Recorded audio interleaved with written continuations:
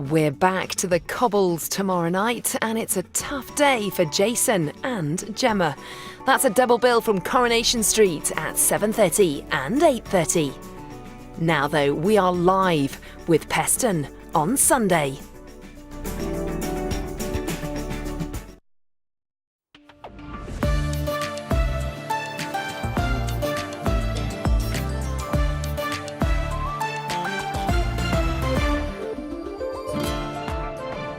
Break a leg. Good morning and welcome to the very first Peston on Sunday. Before you ask, yes, I am bleeding nervous. Now, coming up, the Chancellor of the Exchequer, George Osborne, who seems to have changed out of his high vis. Something of a hero of mine, the filmmaker Louis Theroux, who some see as my doppelganger, but I can't really think why. And launching my book club, Suzanne O'Sullivan. In her It's All in Your Head, she's written brilliantly about the hidden but serious illnesses that have psychological causes. Also with me are my two political therapists, here to check my madness, perhaps.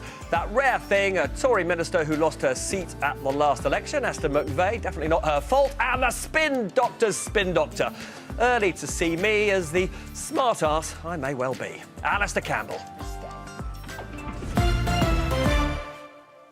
So it's a first big hello from Peston on Sunday, and bye-bye to Tory London, after a campaign by Zac Goldsmith that alienated many Muslim voters and his famous sister Jemima. We also saw the election of the capital's first Muslim mayor, Sadiq Khan. Meanwhile, north of the border, happy days may be back for the Tories, who, amazingly perhaps, are back in second place, knocking Labour into third, thanks to a leader, Ruth Davidson, who's being seen, perhaps, as a gay, socially liberal Mrs Thatcher.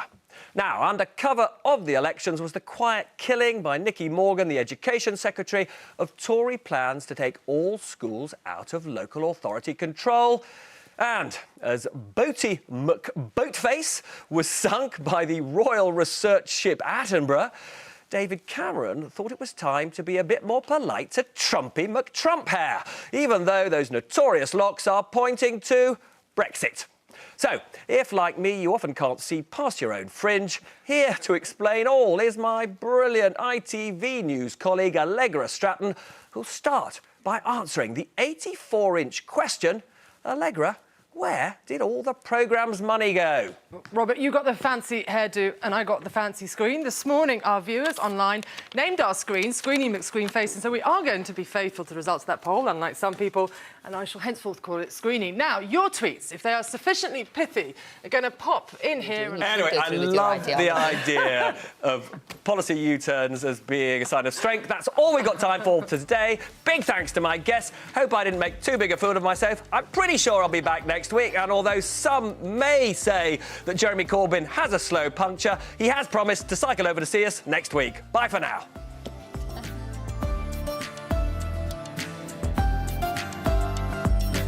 Stay with us for Jeremy Kyle here next. And tonight we've an evening of unmissable drama and wedding bells with the Durrells at 8. Then will Bob ruin Pat's plan? It's the last in the series of home fires at 9.